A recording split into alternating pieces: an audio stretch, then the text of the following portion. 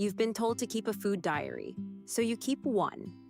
And 3 weeks later, you have two lists: what you ate and how you felt, and no practical way to line them up. The Food and Symptom Journal does the lining up for you. It starts with one number, your reaction window. How many hours after eating does a symptom still count as following that meal? Say 6. Now a breakfast at 7:45 and bloating at 10:30 are connected, automatically. Set a minimum severity too, so the barely noticed twinges stay out of the counting. Log meals as you eat them, and tag the watched foods from drop-downs. The splash of milk in the coffee, the butter on the toast. That tagging is what makes the counting possible. And log the uneventful meals too. They're what a reaction rate is measured against. Here's the payoff. For every food you're watching, how many meals it was in, how many were followed by a symptom, and the rate. Dairy, 6 meals, followed all 6.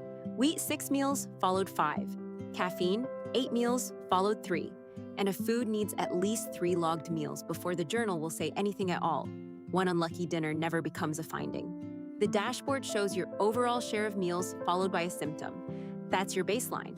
And it matters because a food whose rate merely matches your baseline is behaving like every other meal. Foods under the 3-meal floor show no rate and no bar at all.